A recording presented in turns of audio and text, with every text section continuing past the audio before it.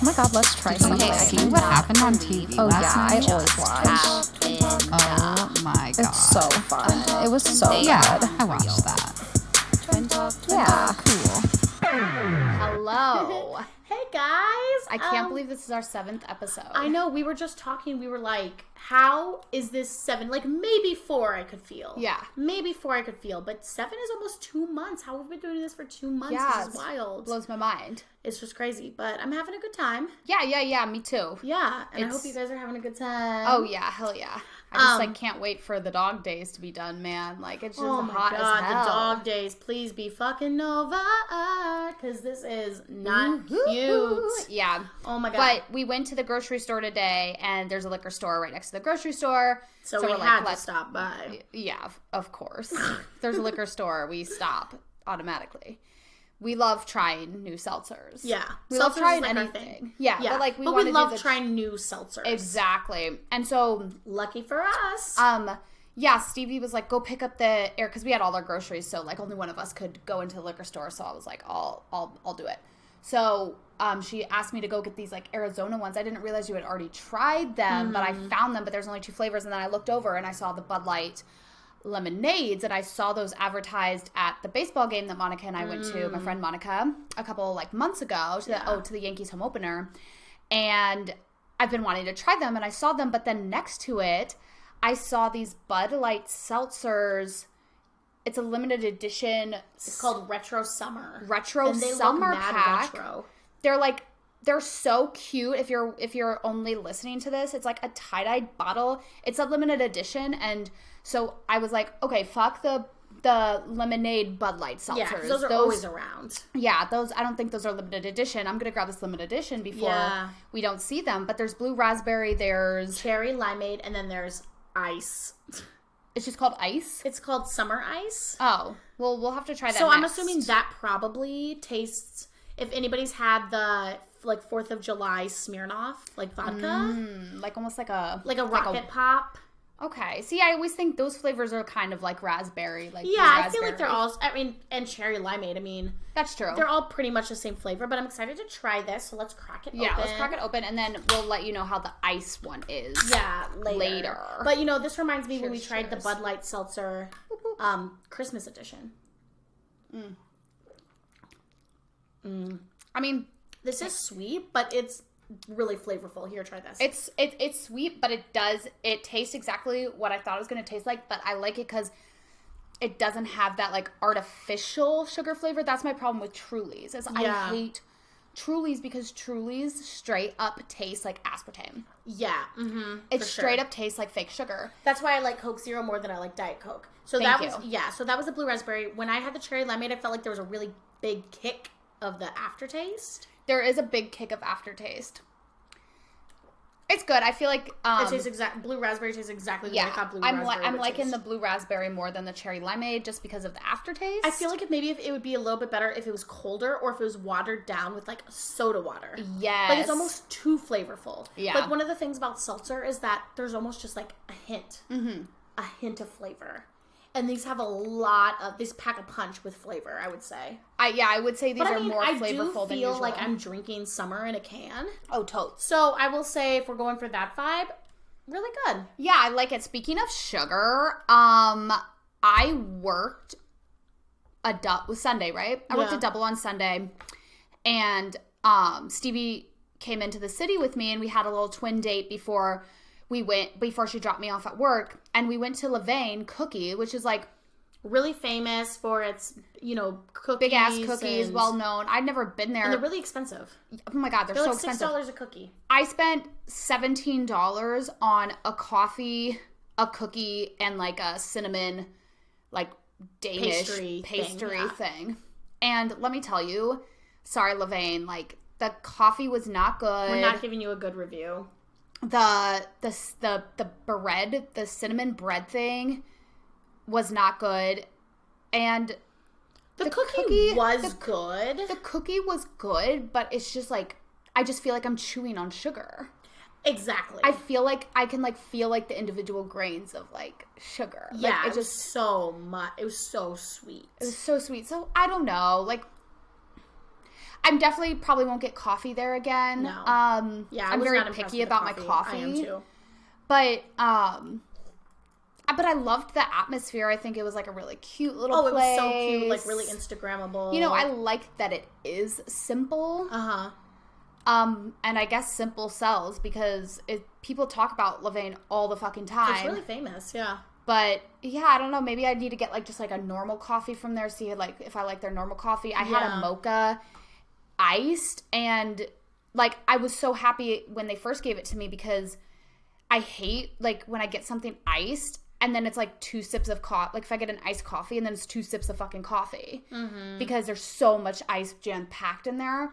But the iced mocha was warm. Yeah. It's like maybe they got to give this like a good little shake and then pour it over fresh ice or something. Exactly. Because, yeah, I don't know. But it was whatever. It was fun to go on a little like date in the city, a little breakfast date before I had to work all day. And then, yeah, I had a decent day. It was kind of slow. And then I went out. Didn't get home till 6 a.m. I can't believe I'm doing this to myself. You know, it's this whole idea of bar culture, right? Yeah. So, I felt this way too when I was waitressing, is I can step in, I can put on the hat, I can go out, I can party, I can have drinks, I can keep up, but I don't feel like in my core I'm a bar culture person. Right. There's some people that I know that it's just their culture. It's like their livelihood. That is what they do. They work all day, either waiting, usually like in a waiter job, sort of, or in that industry, right? You know, and then they go out, they party all night, they drink, they dance, they have fun, they bar hop, they do this, and it's a lifestyle that I've tried out a few times, and I always have fun for the most part when I do it, but it's not inherently who I am. Right. I just feel like I'm burning the candle at both ends. Yeah, and I don't know how they do it. So it's this idea of, bar culture. Totally. That I can wear the hat of it, but I'm not in it, you know? Speaking of bars, I'm really excited for Wells to see Wells on Bachelor in Paradise be the bartender again. Yes! / kind of be hosting a little bit. Yeah. So what's going on? Do you know the DL with Bachelor in Paradise hosts? I don't. I know that there's going to be like a whole bunch of different types of hosts. So like I think Little John's coming in, Titus Burgess, David Spade. Like a whole bunch of people are making guest appearances. I don't know how. I don't know in what context or why. But I know Wells is the bartender again, and I think he will be doing the like ceremonies. Okay. I'm down. I think, but I'm not 100%. I just think Wells is the cutest fucking thing in the whole entire world. I love him, and I'm really excited to see him. And Bachelor in Paradise is always just fun. Yeah. Oh, and we need help. We need help from you guys who are watching. We need good rules.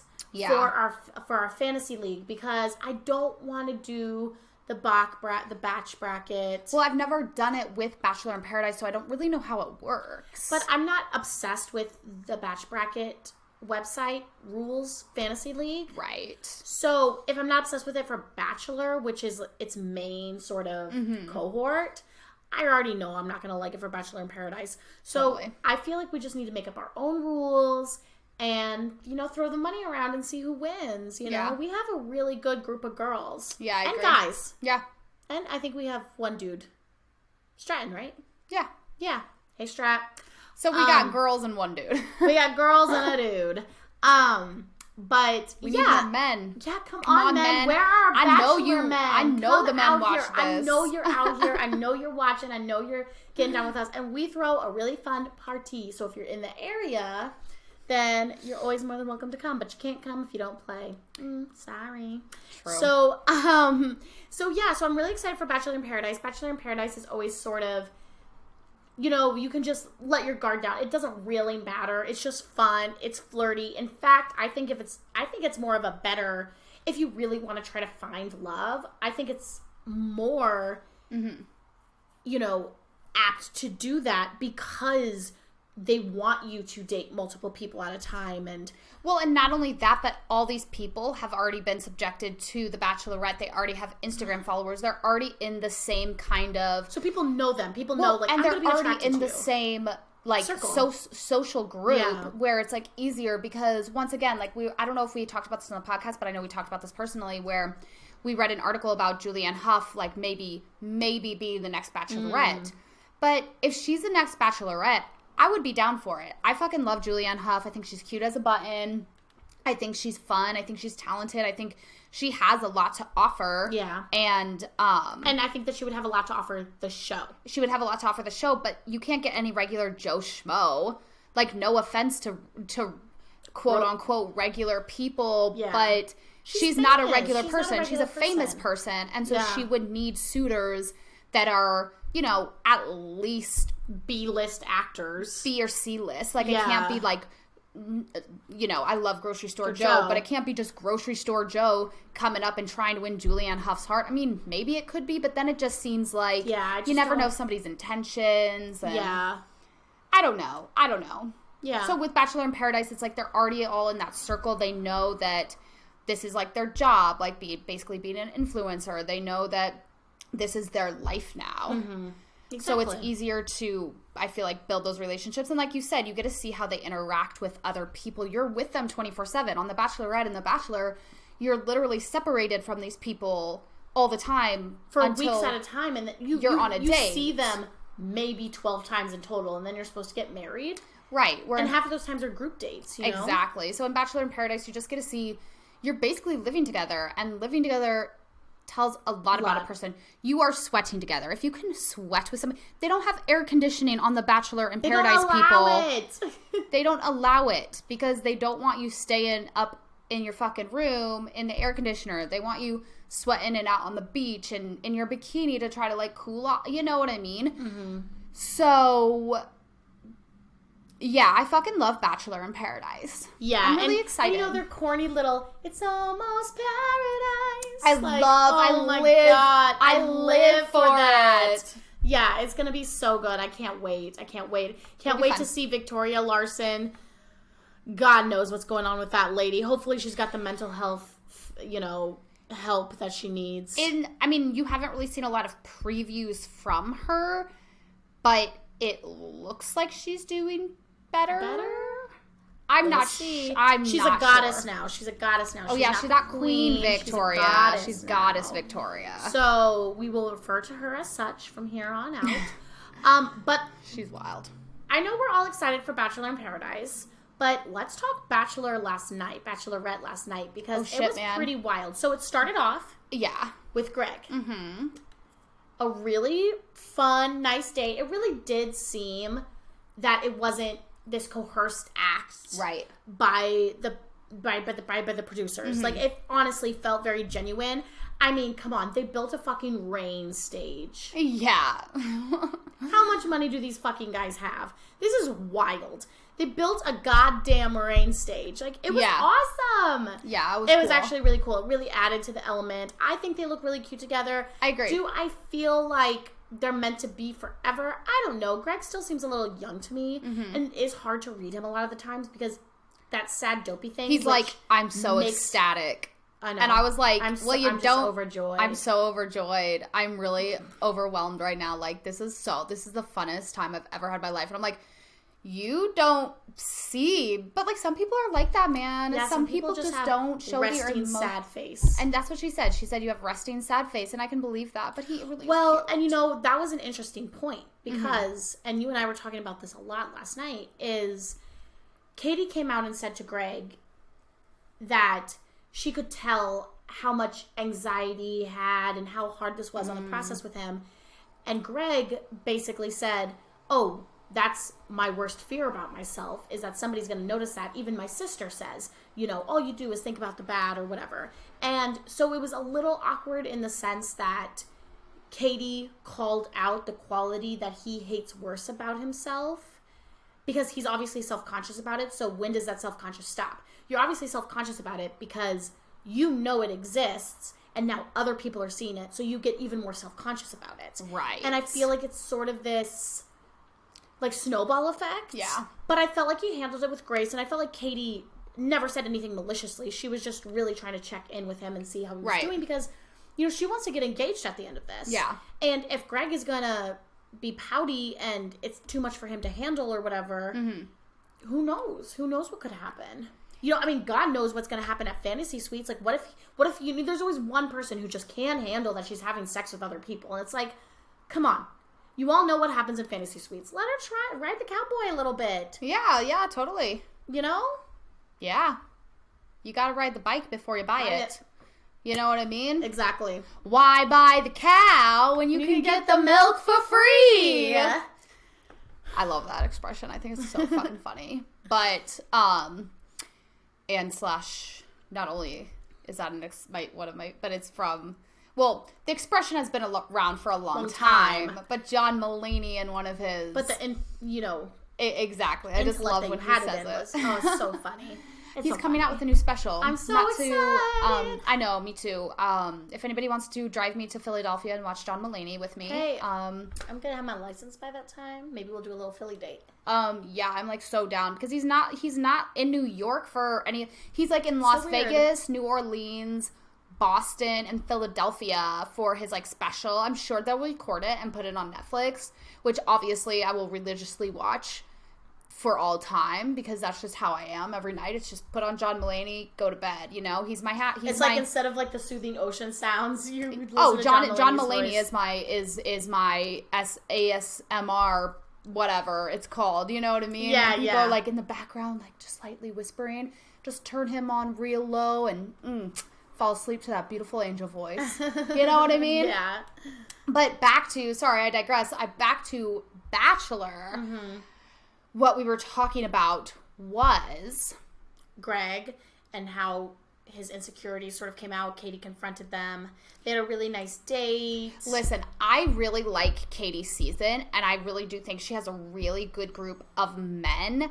I really like this season. There's been some weird things. Like, I'm really glad. I hated the drag queen thing. I'm really happy they didn't, like, continue with this Operation Whoa thing. Like, it was just a short little snippet to be funny. Like, it's not like an actual challenge or something. But this is what I'm gonna say. This is what I think is really fucking weird about the episode, or really weird that Katie did, was she sent Andrew S. home. Okay, whatever. You don't see a future with him. He's a good guy. Whatever. People want him as the next Bachelor. Whatever. My thing is that I'm confused with Andrew too, is he goes to see her. And then, you know, he's like, I couldn't leave like that. Like, I just wanted to leave with smiles. Okay, that's fine. You know, like, sometimes you have to take a night. You have to gather your thoughts. Leave on good terms. Jason Tardik did that with Becca. Yeah. He, like, gave her the journal, and he's like, this is the journal I kept while I was here. Like, I hope we can stay friends. Like, you know, I really liked you. Like, whatever. Yeah. I thought that was very sweet. He slept on his emotions. He slept on his feelings. And then he went back and they had like a good, which is good for both of them. Exactly. Once you get that far in the game, there's feelings there. I mean, like, example for Brendan, I think, no offense to Brendan, but like, I feel like he was just a pity rose, like, because she needed to hand out a rose. Yeah, for sure. Like, so there was still more people, but like, that wasn't going to go out. But with the Andrew S., like, you could tell there was something there. So it was nice that they ended on good terms. But then when they're walking out, Andrew S. hands her a letter. Uh-huh. Okay, you know, I thought that the letter was going to be like, I had a great time with you, whatever. She was going to read it later. She opens it right when he walks out, and it's written like a date card, basically. Uh-huh. And it says, I will always be waiting. Like, or, if you ever need me, I'll be waiting. Or it says something along those lines, like, I'll be waiting for you. If this doesn't work out, basically what it insinuated to me, at least, was that if this doesn't work out with the other guys, I'll be over here waiting for you to come back to me. Like, I know you made a mistake, but I'm willing to forgive that because it's a process and things happen. So I'll just be right over here waiting. So what does Katie do? So all of a sudden, so he leaves, she reads it. She starts running after him. She's like, where's Andrew? I have to see him. And then she finds him and she's like, I just have to give you a hug before, you know, whatever. They have this like really good leg wraparound hug, like everything. And I'm just like, and then she asks him, this is what I'm confused about, is she asks him to stay. She's like, if there's a way for me to get the producers or whatever to let you stay, will you do it? And then he's like, nah. And it's like, but you just gave her a letter, say, I get it. I just think the letter was weird. Like, the letter should have been like, I had a great time, love Andrew, or I'll think about you often, love Andrew, or something. But instead, the letter was basically like, I'm here, I'm willing to have a relationship with you. And then she runs after you, and then you're like, no, you've already let me go. It's already happened. Like, I'm ready to move on. Mm-hmm. So, I don't know. The letter thing was just really weird to me. It was a little strange. I agree. It was the way it was written. And for part of me was like, was this their date card? Like, was this their personal date card that they already got and he was just giving it back to her? Like, he saved it as a memento? But I'm pretty sure he wrote that, no? Yeah, right? Right? He totally wrote that. Actually, now that you're saying that, maybe it was like a memento, but I don't think so. I think he wrote it. Right? Right? I guess this is something we'll have to look into. Tell Because us now if you know. I'm not sure. Because I'm pretty sure it said love Andrew. So he could write love Andrew. Which means that wasn't their date card. Because those always say love Katie. Yeah, you're right. Yeah, he wrote that. That's what's dumb. It doesn't make any sense. That's why this doesn't make sense. Yeah, so that happened with Andrew S. So Andrew S. obviously is the one who got booted. And let's be honest, he'll probably be the next Bachelor. You think so? I don't know. A lot of people. Well, I feel like a lot of people either want Greg to be the next Bachelor or Andrew S. to be the next Bachelor. Or I'm afraid though. Like, I like Greg. Don't get me wrong, but I'm afraid if they do Greg, it's going to be another Peter, because Peter and Greg were both very similar. I feel. I don't think it's going to be Greg because, like, I just feel like from the previews, Greg's going to like break Katie's heart or whatever, or maybe that's complete fake out. But you know what? You know they're going to get a black man. Yeah. They're really, and you know, as they should be, but you know they're trying to push this cultural sort of. They're trying to prove that they're inclusive, even though behind the scenes they're probably not doing that much to change the narrative of the way they present black people on the show, etc., etc. Exactly. It's the Band-Aid. It's like when companies are like, oh, well, we're going to change our name because, like, we stand with Black Lives Matter. Doesn't hire people of color, or it doesn't help people of color's neighborhoods, or right. It's the what I like to call the Mountain View, the Mountain View effect, is that.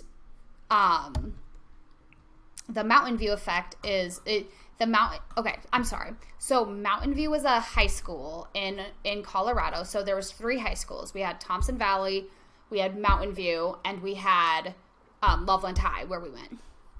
And Mountain View was able to put on these like really good productions for their theater department. Like, they were always extravagant. Best costumes. They got Sets. costumes. They got costumes from like Broadway. They paid all this money for these sets, but like when you broke it down and you took all that away, the quality wasn't fucking good. Yeah. Like, Loveland High put on like some pretty good shows. I felt like Loveland High had such a good, especially for a really good set amount of years, just had just people who not only were extremely talented. Well, they didn't cast me, but I'm not bitter about it, so. Talina, stop. but what I'm saying is, I know what you mean. What I'm saying is, not only were the people talented, but they had a work ethic. Totes. And there was sort of a camaraderie around it that really just worked together. Yeah. Where, you know, and we always had great sets and great costumes, but we made them ourselves, or, you know, we had other people come in and build them. Right. You know, I feel like the Mountain View Syndrome, you know, they had these Broadway sets like built, like brought in, and, you know, the best costumes and stuff, but the quality wasn't, it was all glitz and glam, but when you really the raw broke it down, quality, the raw quality of it was not good. There was no connections on stage. And it probably, like, I'm not saying that non-talented people went to Mountain View. I'm just saying that, you know, without all of that, I feel like they couldn't hide behind it. Exactly. And so if they would have if they wouldn't have had that, I feel like maybe the people at Mountain View would have grown more as actors and stuff like that, because like you have to make it work. Like you can't hide behind your costume. You can't hide behind your set. Like you have to be talented. Yeah. Not saying they're not, but like sometimes it's easy just to like masquerade behind something and let other things do the work for you instead of Well, I know we're getting off subject, but it's the same thing with Broadway. It's, you know, everybody loves these big glitzy, glammy shows, and I mean, obviously Broadway, you never really see somebody on Broadway where you're like, they're not talented at all. Why are they here? Right. You know, like everybody on Broadway deserves to be there. They're talented. They've worked hard. It's a really tough business to break into. Yeah. But the quality of the show in the sense of it being like a good show, a good story, a good plot, you know, just a good thing to be telling about. Yeah. You know, everybody's like, oh, go see Margaritaville, Yeah. or, you know, go see this brand new pop opera about Michael Jackson, or whatever it might be. And it's just like, no, that's not where the bread and butter is. Right. And I think that's why we're seeing such an insurgence in off-Broadway and cabaret style theaters and stuff, because you know, there's always going to be that blockbuster Broadway, you know, that people come and see, and the Great White Way, and that's what they see, and that's what they... It's like when people are like, Wicked is my favorite show. And it's like, don't get me wrong, like... Wicked's great. I great. like Wicked. It obviously is very, very popular for a reason. But come on, guys. Like, I just feel like, and I'm not the kind of person, like, if you've seen every single Broadway theater show in your whole, like, in the whole entire world, and Wicked is still your favorite, good on you. I ain't here to fucking judge what is your favorite. I don't believe in making people feel dumb or feel bad for what they like. Exactly. Like whatever you want. But I'm just saying, there's so much good shit out there, and if you've only seen... You know, if you've only seen Rent, you've only seen Wicked, you've only seen Lion King, you've only seen, like, these huge, like, blockbuster, Chicago, Jersey Boys. There's gold in more simplicity sometimes, you know what I mean? At least for me. I don't know. Like, like, that's just one of the how best I shows feel. I ever fucking saw. Yeah. Was the play, God, what was it called? It was based on the Wizard. Oh my gosh, it was it was called The Tin Man? The Tin Man? God damn it, we have to Was look it called up. The Tin Man? Oh, that was one of the most beautiful so amazing. shows. There was no words, no dialogue, nothing. They told it just through literal sounds of their mouth. Like, the actors would act out the wind, and, you know, they would be like, you know, like, stuff like that. It was wild. It was so good. I think it was called The Tin Man, but we gotta look that up. Yeah. And I remember going, and there was, like, nobody in the audience. There was, like, nobody in the audience, and I'm like... We got tickets for, like, $18 or something. This is the most beautiful fucking thing I've ever seen. And it was just so underground. Yeah. You know? I don't know. You and I have always been more of underground people. Yeah. That's just sort of who we are. I'm not like fancy smancy. I'm not like... Blockbuster hits. Yeah, and like I appreciate it and stuff like that, but I've always kind of liked the more like underground things. For sure. Yeah, definitely. Yeah. Broadway's coming back. I'm really excited. Woo, woo, woo. So yeah, so anyway, back to Bachelor. We sort of got off on a tangent there, sorry. So Greg went, we gotta talk about Michael. Oh yeah. I don't know. The whole, like, I know it's just the way they edited it, but it was just really weird to me when they were, like, talking about his, like, Katie's, like, lying on top of him, and then he's like, you remind me of my mom, and I'm like, ugh. Oh, well, I wasn't talking about that Michael. Oh, Michael A. I'm obsessed with Michael A. Yeah. I love Michael A. Yeah, so I love Michael A. I think he's really cool. I know that he misses his dad and stuff. That really... He misses his son. His son, I'm sorry. He misses his son. That really sucks. And, like, I sort of feel they've built this up, unless it's a total fake out. They've built up that he's going to leave Katie because of his son. But at this point, it's hometowns. He's probably going to meet. No, I think he's going to self-eliminate in the beginning. But why? You're already there. Yeah, that's true. It's like you're about to. If you self-eliminate, like, episode 4, because you miss your son, episode 5, but there's 2 more episodes left, 3, maybe 2, depending, you know. 2 more weeks left, you know. It doesn't make sense. Yeah, like, especially if she's going to go to your hometown. And meet your son, unless, God forbid, something happens where the son is like, I fucking hate you. Right. But, like, I can't imagine that kid saying that. So I don't know if this is a complete fake out that Michael leaves because he misses his son.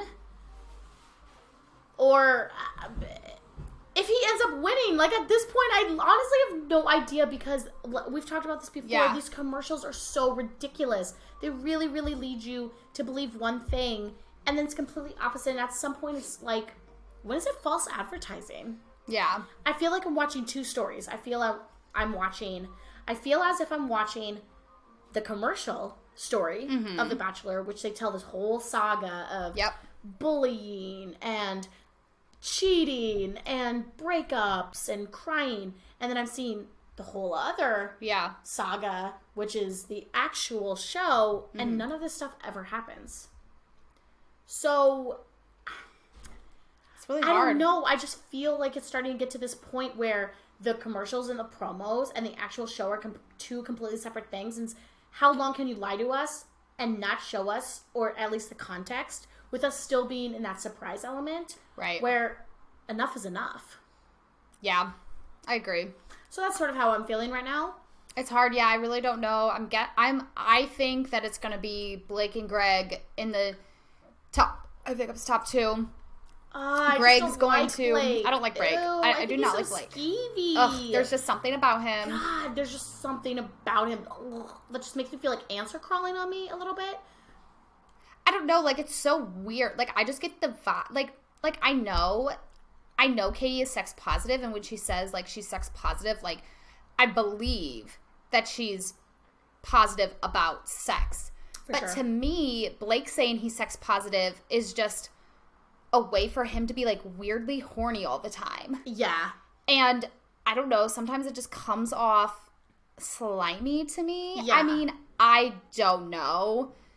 Like, I don't know. Yeah, I just don't like Blake. It just feels like that's the only thing ever on his mind, and it feels like, okay, like whatever, let that be the only thing. But don't you think that maybe that's like a condition? I don't know. I think Blake has a lot of mental issues. Something must have happened to him. I don't know. He makes me feel like he makes me feel slimy. I don't like him. If Katie likes him and that's what she's into, okay, bye. But for me, if I was the Bachelorette, Blake would have been gone day 1 because not only am I not physically attracted to him, like I just don't think he's cute at all. But I don't like the way he talks. I don't like the way he. I don't know. There's just through the TV. There's just like a presence that I'm just like, ew. Like, make me feel gross. Yeah. Yeah, I think it'll be between him and Greg, and then I feel like Greg's going to pull some bullshit of, like, you slept with Blake. Like, you know Greg's going to pull some bullshit. He's going to be like, I can't trust it. He's going to get overwhelmed about... Well, he's a Gemini. Yeah, he's going to get overwhelmed about getting engaged because he's probably not ready. Because he's like 24. Like, I'm sure he wants to date Katie, and I think he really, really likes her. Don't get me wrong, but I think he's probably going to forget about an engagement, and then Blake's going to be last one standing, and then. But Katie's not going to want to marry him, so maybe they'll see where it goes. I don't know. I don't know. I feel like, but talking about Mike's, I feel like the other Mike Mike P left on good terms. Totally. It definitely was never going to work out with them. And I called it, didn't I call it? I said that they were going to do some sort of Kama Sutra, cuddling. Yeah. Because of course they're going to get him at that. There was a couple times where I was like, is Mike crazy? And then I was like, oh no, he's sweet. But then he wouldn't stop talking about his mom. I think it was just the way they edited that, though. Can you stop talking about your mom? I just feel like it's weird. Like, if people want to say, like, oh, I married, my husband reminds me of my dad, or, you marry your father, or whatever the case, whatever. But that's weird to me. Well, it's weird to me, too.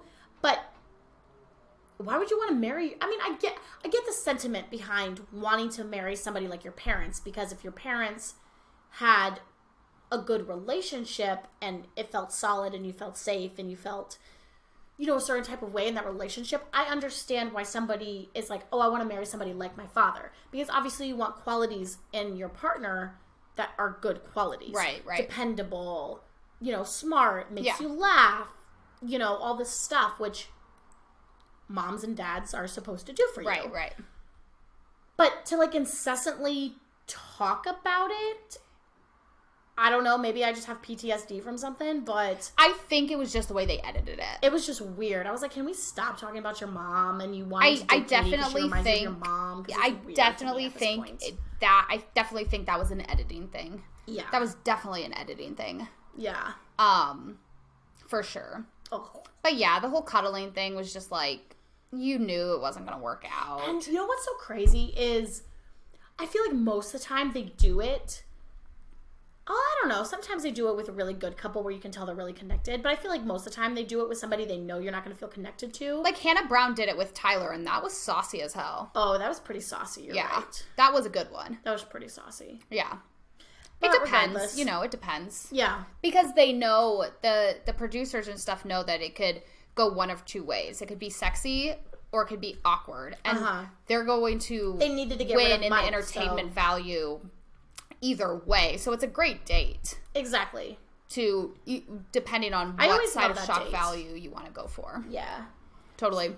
And then who else was there? That was it, right? There was Justin. Justin. I don't feel like we saw that much of him. No. He just had his little group date. I think Michael A will go home, then Justin will go home, then it'll be left between Blake and Greg. Yeah. And Blake will win. I'm not happy about it, but if Katie's happy, I guess that's happy. probably what's going to happen. We're going to have a Men Tell All next week, I believe, in addition to the episode. I don't know if that means it's a 3-hour special or if it's 1 hour, and 1 hour. I think it's 1 hour, 1 hour. I think so too. Yeah. So we'll have a Men Tell All. That's always really exciting. I'm excited for that. And hopefully we're going to actually start a live chat. Yes. So we'll make sure we send you guys the deets for that, and we can live chat with you while we're watching The Bachelor. Totally. I think that'll be fun. But yeah, so I think that I'm really excited for... I'm excited too. Yeah, I'm excited for the next episode. I'm really excited for Bachelor in Paradise. And what I'm more excited for, our favorite show ever, Dancing with the Stars. I'm going to be in California for the very first episode. I'm so fucking sad. I'm so sad. But you know what? We'll figure it out. Just like the energy of the first show. You know what I mean? Like, yeah. But, whatever. I'm going to be in California. I'll watch it later. And then we'll get back on track. I mean, it would be different. Like, I would be really, really pissed if I missed the finale, but... Yeah. I'd rather you miss the beginning. I would rather miss the opening than the finale. Oh, yeah, without a fucking doubt. I am not missing the finale. So, taking the day off work. Nobody better plan anything with me. I'm not going to plan anything with anybody else because I watch Dancing with the Stars. That is my jam. That is our thing. I know Carrie Ann and Abba is going to be back. Good. I think... all the judges are. I think it's going to be Carrie Ann, Len, good, Bruno, and Derek. Oh, okay. So so I think there's going to be 4 judges. Perfect. Unless Len is still kind of doing the whatever, but the article that I read made it sound like he was a main judge. So I think that's a good group of people. Carrie Ann always brings that emotion, and I always usually, for the most part, agree with Carrie Ann. Yeah, well, she's a Capricorn. Yeah, she's a Capricorn. Derek, I thought was going to be for some reason, I thought he was going to be a lot harsher of a judge, but he's actually a really fun, good judge. Len Goodman is kind of the harsh judge, but he's so technical. He's old school. He's back to basics, like, which we need. Yeah. Because, Carrie Ann was a fucking backup dancer for Madonna. Like, she likes weird shit. You know what I mean? Like, she's fun and funky. Len Goodman doesn't really like that stuff, so he, like, balances out the technique with the creativity. And then Derek Huff is just creative as hell. Yeah. But he's also very professionally trained. And then Bruno's just off the walls, fucking batshit crazy. Sometimes in the I best agree with way. him, and sometimes I do not. But, like, he can be he harsh. always brings the fun and the flavor, but he's harsh in, like, a catty way. Like, if he doesn't like something, he He's fucking sort of lets you mean about know, it. and he's kind of mean, and it makes me uncomfortable sometimes. Yeah. Where if Carrie Ann doesn't like something, she's like, okay, and like she's so sweet about it. She reminds me like of how like I would judge somebody, where Bruno can be straight up savage if he doesn't like you. Like, nobody fucking liked Cat Lady that killed her husband, fucking Carol Baskin. And you know she killed her husband. But, like, he was so mean to her. And I was just like, she ain't gonna make it. Like, just be like, okay, like, you did your best. Bye. Yeah. But he would straight up say some savage stuff. Her. Yeah. And then, of course, Tyra Banks is probably going to be back, but Lord help us. Hopefully Lord just help like us. like she's winning, like she was going to win an award for best dressed something TV. And I was hated like, all of her costumes. I hated all of her costumes. I thought they looked awful on her. And plus it's Dancing with the Stars. It's not let's show off Tyra Banks' fucking outfits, and she has all these different changes. She's not a good host. No. Like I mean, I know I talk a lot of shit about Tyra Banks, but I'm just like, I'm so pissed because Dancing with the Stars is my favorite fucking show, and she just makes it not good. She's just garbage. Sorry, Tyra. You garbage. Like, she does not fit in with the vibe. She does doesn't not fit in pass with the vibe check. Yeah, she does not fit the vibe check. No. And I'm just so scared, and I know so many people. I've never seen, when I look at like Instagram comments, when I read articles, when I research this stuff, no, sorry Tyra, but I haven't seen one person say that they're happy that you are hosting. Mm. It's all negative. If I was in her position, I would not feel comfortable going back. I would be embarrassed. Yeah. I would be ashamed. I would not like the feeling. Babe, you have nothing to prove. You have your fucking money. You have your other shit. Go do it. Yeah. You don't need to be the host of Dancing with the Stars. Yeah, but you tried it, it didn't work out, and that happens sometimes. Yeah. But like, don't make it miserable for us just because you feel like you have something to prove. Like, you've proved that you can't do it. End of story. And that's okay. Yeah. Yeah. So. Yeah, I agree. That's the only thing I'm not looking for. I wonder who the people are going to be. The stars. They don't tell us until like really late, I feel. More importantly, I want to know who the professionals are. Is Sharna gonna be there? If Sharna is not there, I'm going to freak out. Yeah. I am going to write an onion letter to fucking Dancing with the Stars. We need the Sharna. top-notch people. Sharna. We need her choreography. We need her personality. We need her vibes. We need everything, because Sharna is literally a gift from whatever gift. God you believe in. It's so true. She is a gift. I love her. Yeah, she's amazing. She's so great. She's amazing. I don't really have anything about the bar. Like, it was kind of an easy week. Yeah. Yeah. Well, I was going to ask you a question. Okay. About for circle time? Yeah. Okay. Listen up. It's circle time. So, I have a couple of kids. Okay. Actually, quite a few. It's alarming, actually. Uh-huh. Who don't refer to other children as their pronoun, I guess. Like, okay. For this, like, I have a ton of kids who will point at a boy and be like, she did this to me, or she did this, or they'll point to a girl and be like, he did this to me. And it's not malicious, it's not anything. I don't know if it's a language barrier. I don't know if they just haven't absorbed the knowledge yet of, oh, this is a girl and she's a she. Right. This is a boy, so he's a he. Yeah. They'll just point at somebody and be like, she bit me, but it's, this little boy. Right. And, I've always been correcting them. I just want to let you know that, are you talking about, Frankie over there? Yeah. Frankie's not a kid, I'm just using that name, but yeah. You talking about Frankie over there is that Frankie's a boy. Right. He did that. He did that. After I obviously address whatever issue, if a kid hit somebody or whatever, you address the issue. But then I start getting all like Paranoid? because I'm like, oh my God, what if their parents are like one of those people that don't want them to use pronouns and, you know, want them to say like them, thee, they, whatever the fuck it is, you know, and I get like paranoid because at what point do I step in as an educator and say, no, that's obviously a boy. Right. You say, he hit me. Yeah. He talked to me. He cut me in line. Yeah. He did this or she did that. Right. You know? And it's not... If a kid had an orange for their lunch and they said, I don't want this banana, you would say... That's an orange. That's an orange. That's not a banana. At the end of the day, here's the thing. Here's the thing. You tell me. I'll tell you the thing. So, color guard. Yeah.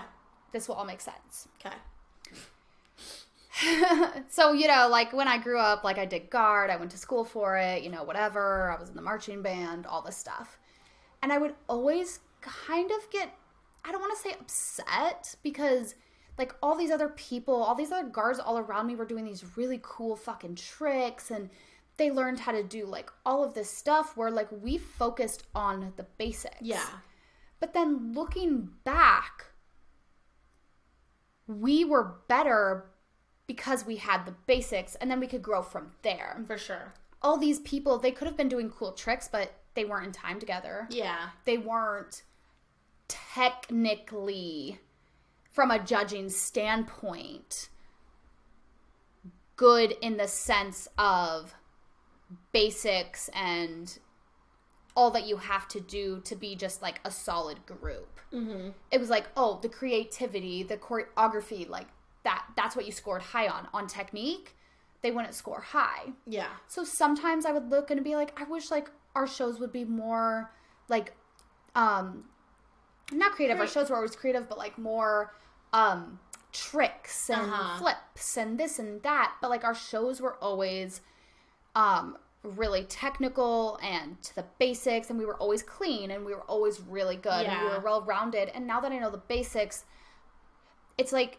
you can do anything once you learn the basics, you know? For sure. The thing is kids are so small and they have to learn the basics before you start, I don't want to say letting them, but muddling their view of the world or of other people. Exactly. You know what I mean? Just like I was listening to, who was it? Was it Steven Crowder?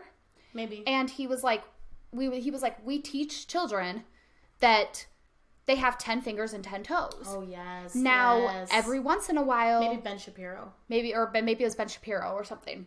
I listen to fucking everybody.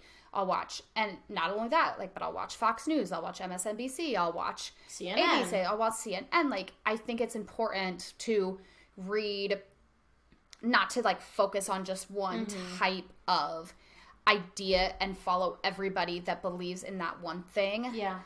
I try to listen to different people's point of views because then I can take a little bit of this, take a little bit of that and be like, okay, I see where you're coming from. And you just like objectively see like the whole entire picture. Mm-hmm. Anyway, so when he said that, I was like, you're so right.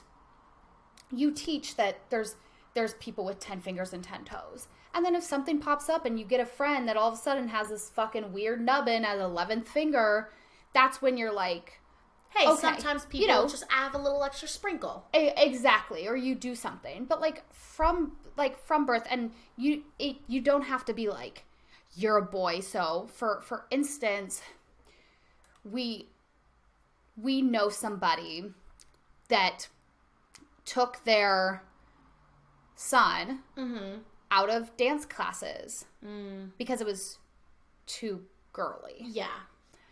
Now, I think that's wrong. It breaks my heart. Yeah, if a kid likes dancing, goddamn heart. Let them be in dancing. That's something that we Dancing doesn't make you gay. Dancing doesn't make you gay. Dancing doesn't make you a girl. Dancing doesn't make you, isn't going to do whatever. Like, I feel like we need to accept kids doing more activities instead of, or let the kid wear pink or let the kid do whatever. Mm-hmm. But when it comes to gender, I feel like when you are young, if you have a penis, you're a boy. And if you have a vagina, you're a girl. And, like, I think it's going to confuse fucking 3-year-olds. Yeah. If you're like, listen, you were born a boy, but you can be this or this. And then you get into, like, the semantics of everything. You have to know the basics. Yeah.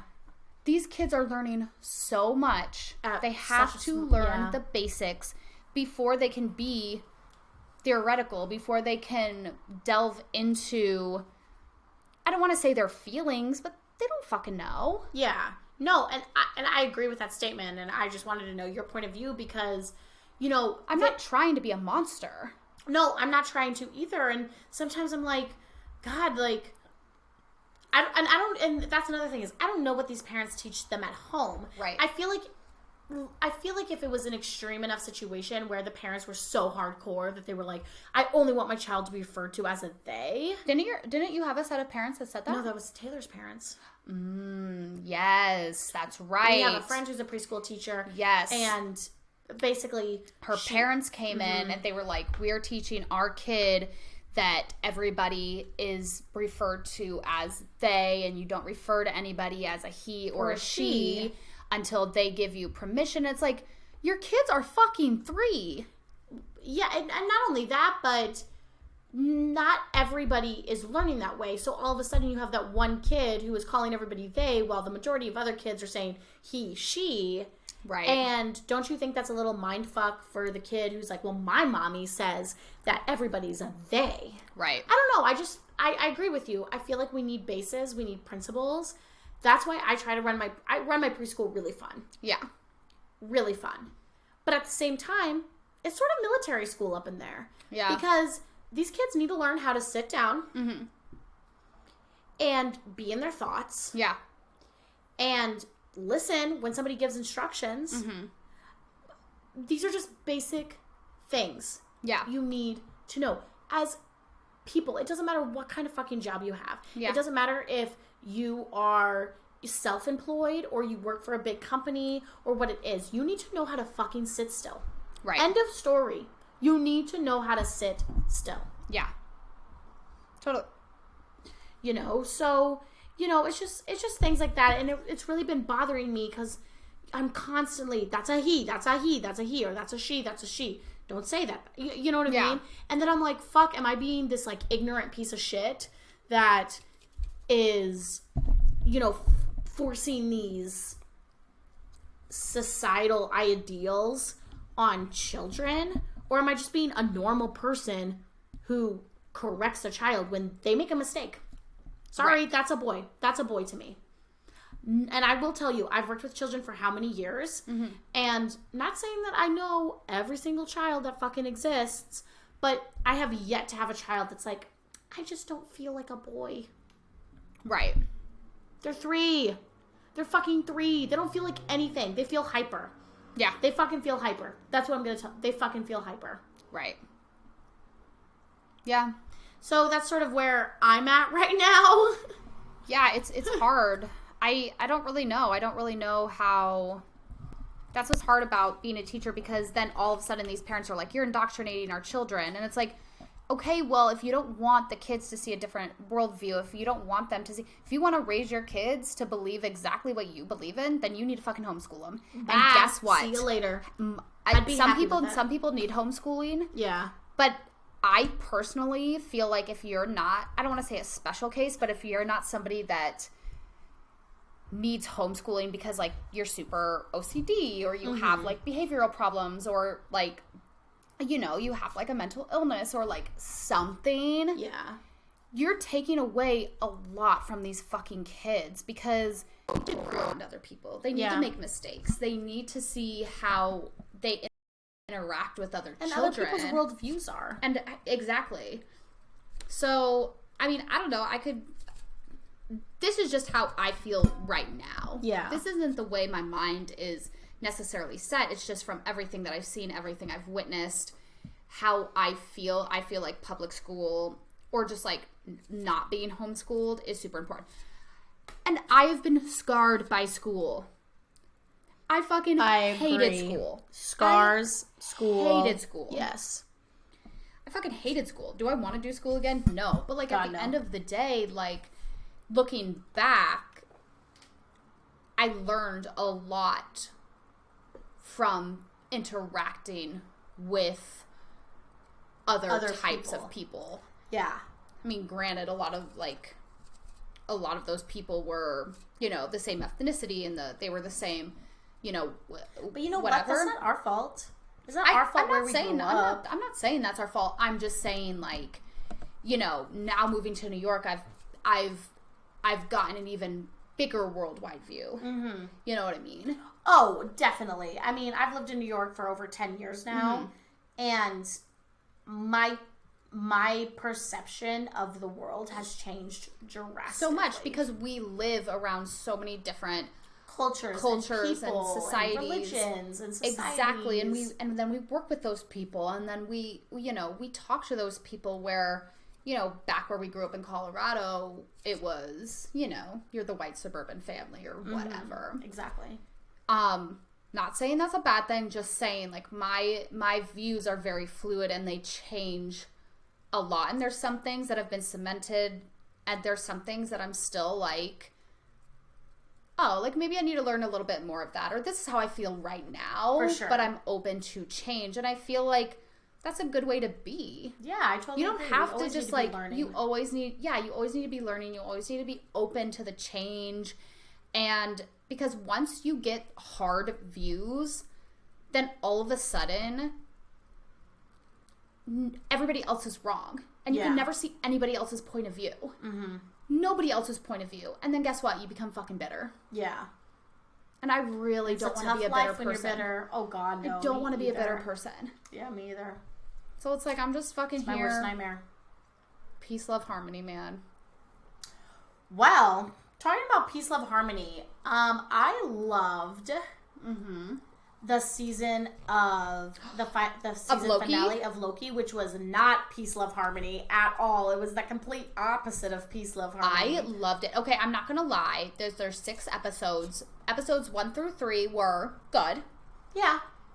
But episodes 4, 5, and 6, and especially 5 and 6, especially 5 and 6, yeah. I fucking loved. And episode 6, I loved from the very beginning to the very end.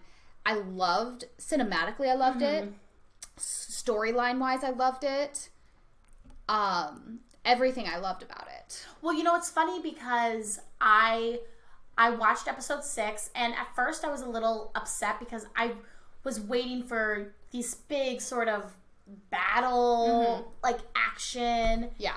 But then I went back and I rewatched it, and I realized, and then not only did I rewatch it, but I started following Emergency Awesome, which, if you're into the Marvel stuff, I completely suggest you subscribe to his channel or her channel, I'm not even sure. His, I think. I think it's a guy. See, this is what I'm fucking talking about.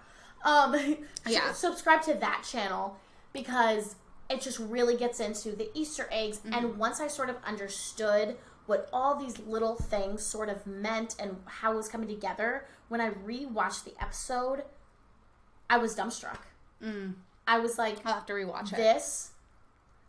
It's magical. Yeah. It's just the way that they take this universe and they've just created it and put it into the more. And you know what's so wild is that for the longest time I was, you know, people would be like, oh my God, did you see the new Avengers movie? No, I don't like movies like that. I never even watched movies like that. I don't know, for some reason, I just decided that those movies were not for me, and I never watched them, never gave them a chance. And then Pasquale, my boyfriend, and I, we watched, you know, a few here and there. I think we started with Age of Ultron. We only watched, like, I don't want to say the main ones, but Age of Ultron, Civil War, where all the Endgame storylines kind of started coming together, and I really enjoyed it. And then I watched WandaVision, and then I watched Captain America, Falcon versus Captain America, and then I watched Loki, and now I'm starting to really I'm starting to immerse myself into the universe, and I just think it's so magical that this entire, I mean, it's just like the Harry Potter world, or but the it's Lord so of the Rings crazy world, that like we didn't give Marvel a chance for so long because we are like universes. We like universes. Like, we love Lord of the Rings. We love Harry Potter. We love Harry Potter.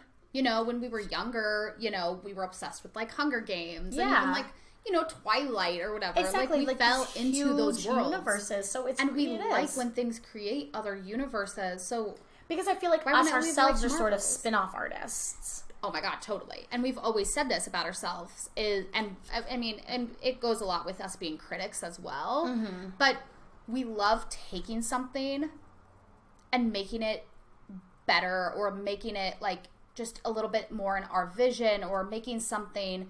But when it comes to something original, we can do original. Yeah. But I really love taking something and just like Tweaking it and putting a little twist on it or doing this or doing that. Yeah, I agree. Yeah, so I'm really impressed. I'm honestly really impressed. I'm really excited for. I think there's like 17 new movies. Marvel There's a movies. lot. Something 12? Crazy. 12 Yeah. coming out. I'm so excited. I haven't seen Black Widow yet, but I definitely want to watch it. Even though I'm not the biggest fan of Scarlett Johansson, I feel like she serves the role well. Yeah. Um, Yeah, she's not my yeah, so she's not like my number one actress, you know what I mean, choice. yeah. But yeah, I just But I guess really, I can't see anybody else doing it. I don't know. Well, exactly. Yeah. So I'm just really falling in love with the Marvel universe, and I think I'm gonna keep falling in love. Yeah, totally. I love Monsters at Work. Yeah, Monsters at Work is just killing me. It's so good. It's so I just really love it. What else have we watched this week? Gossip Girl. Oh, I'm gonna watch it, but it's Me just too. cringe fest, man. It's so cringy. I mean, it's mad cringy. It's pretty cringe. Let us know what you think about the new Gossip Yeah, Girl. like I'm gonna actually my best have to friend go Natalie back. loves it, and I'm just like, I'm gonna have to go back if I have time and watch original Gossip and Girl. watch original Gossip Girl, or at least watch a few episodes and kind of see. Because maybe I was like, maybe if I was 16 or like 17, 18, maybe like even 2021. Yeah. Like maybe I would be into it or whatever. But as an adult watching it, I just feel weird. So I'm Yeah. wondering if like I look back at the original Gossip Girl, was it If as it would be cringe cringy, or is too. it as this, you know, new one is? I just feel like they're trying to put a lot of shock value on this season when I don't know. I guess they don't need it. Like they I can feel like they insinuate things without Exactly. showing these teenage boys like walking around naked. Like I feel like I'm watching. Yeah. Yeah, it doesn't Ugh. make me feel good. It doesn't make me feel good. It makes me feel like really weird. Yeah, I'm I sure mean, I'm definitely 16-year-olds are gonna watch having it, sex. I'm sure they're doing whatever. I'm sure these private schools that have famous parents that are, And you know, tons of live in money. tons of money that live in a different world. Their parents are never around. They're kind of doing their own thing. I am sure weird shit is fucking happening, but I don't know. To watch it seems skeevy to me Yeah, for sure. as a 29-year-old woman. Yeah. I agree. But I am going to I'm glad I'm watching episode by episode because at first I was like, oh, well, I'm just gonna binge it. No. But I don't I think I wouldn't can be able binge to binge it. it. I know. I I would've just gotta been find that vomiting too hour much. and time and just like get through it so I can Talk about it. talk about it and but critique it. You know? Yeah, it's pretty cringy, I think. Yeah, I don't know. Pretty cringy. But Well, I'm done with my beer, but it was a good beer. I liked it the more I drank it. It's so fun. It's cute. It's like tie-dye. I do love the tie-dyed. Yeah. You know, this would be really good if it was like freezing cold and then you mixed it with some soda water or if you like sweet things like Sprite. You know, it Sprite would be might be sort of that beachy. Yeah, totally. I'm thinking more of an extra shot of Tito's, put it into a glass filled with There you ice, go. and then top it off with a little bit more soda water. You're the bartender. And then I think it would be, I made this new fucking drink at work and everybody loves it and it's It's actually really good. really good.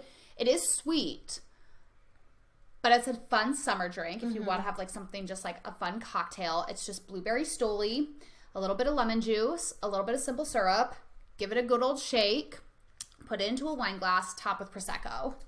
It was good. I tried it. I got a little tip from it. Yep. It was good. It was like a blueberry lemonade.